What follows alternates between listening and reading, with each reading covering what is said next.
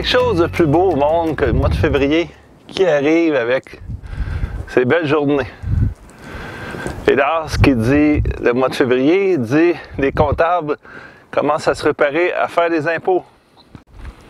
Justement, si ça vous intéresse d'être au courant des principaux changements d'impôts 2017, je vous demande de rester à l'écoute le prochain 6-7 minutes.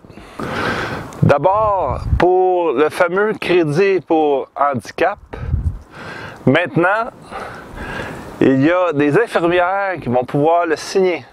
Plus besoin de courir après un médecin qui ne veut pas signer, qui charge cher. Des infirmières qui sont spécialisées dans un domaine, au courant du cas évidemment, vont pouvoir signer les appels aussi des super infirmières. Demandez-moi pas trop de détails, mais elles sont maintenant qualifiées pour signer les fameux formulaires pour des demandes de crédit pour handicapés.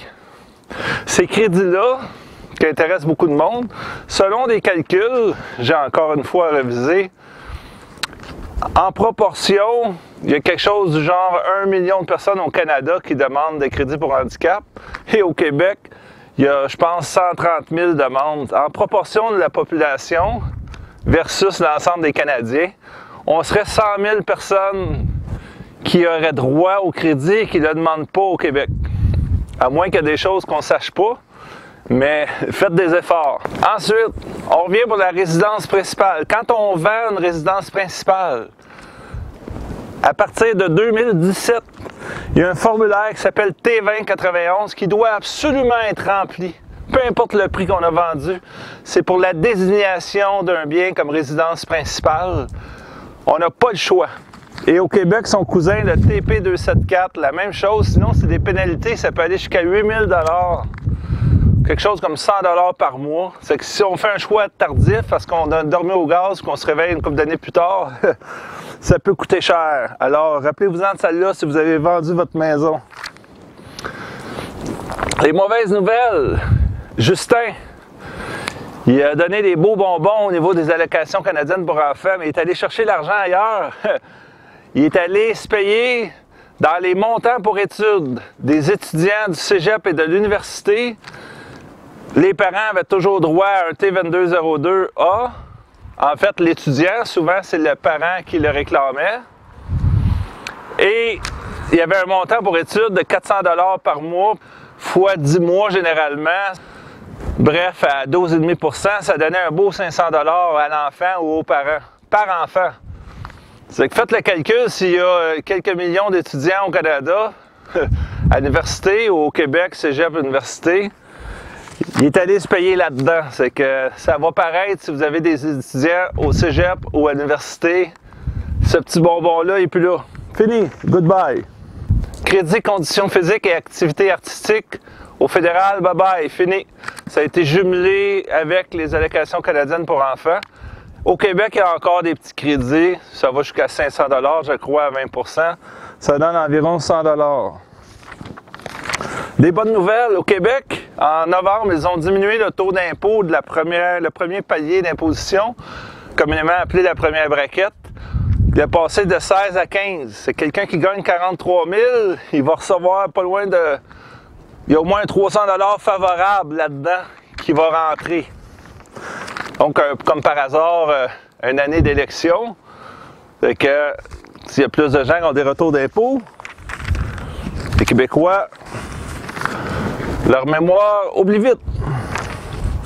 Au fédéral, bonne nouvelle, Justin qui prend dans une poche et l'envoie ailleurs. Nouveau crédit canadien pour aidants naturels.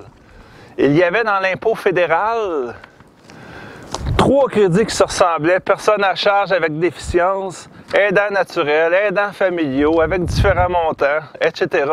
Maintenant, ils ont fait un seul crédit. Donc, si vous avez, exemple, des parents passés 65 ans et qu'il y en a un des deux qui a une petite déficience, pas obligé d'être éligible au montant pour handicap, mais une petite déficience, que le médecin peut dire, oui, la madame a de la misère à marcher, oui, monsieur, des troubles de mémoire, oui. À partir de là, ça se qualifie pour ramasser le jackpot dans l'ensemble des crédits. il y a 3 calculs maintenant, les anciens c'était 3 crédits, mais c'est beaucoup plus généreux que c'était. Donc, voyez-y, c'est un beau bonbon pour la population vieillissante. La contribution santé a disparu. Bonne nouvelle, c'était comme une mouche, ça. À la fin des rapports d'impôt au Québec, des fois, c'était des cotisations de 50, 100, 200, et ça allait jusqu'à 1000 $ pour certaines personnes. C'est terminé, on n'en parle plus. Des nouveaux crédits pour assainissement des eaux usées, genre fosse septique, ça va jusqu'à 20 % d'un maximum de 30 000 $, de 2 premiers 2500 n'est pas admissible. C'est que si on est obligé de refaire les fosses septiques, de plus en plus les municipalités serrent la vis, on peut aller chercher un 5500 de crédit là-dessus au Québec. Les gens qui ont été inondés en 2017, quelque part entre avril et mai, on s'en rappelle tous, la résidence secondaire, bien, on a droit à un crédit de 30 % des travaux pour remettre en état la résidence secondaire. Voilà, en gros, ce sont les faits saillants des changements d'impôts 2017. Je vous conseille de ne pas vous aventurer à faire vos impôts vous-même, même si le gouvernement fait une publicité par téléphone, c'est complètement ridicule. C'est tellement complexe. Trouvez-vous la bonne personne. Et arrivez préparé, suivez mon mur parce que je parle sur ma page Facebook dans certaines de mes vidéos des trucs pour améliorer nos chances d'avoir un rapport d'impôt où on réclame les crédits et déductions auxquels on a droit. C'est Daniel Pilon, CPA, chroniqueur financier, toujours indépendant.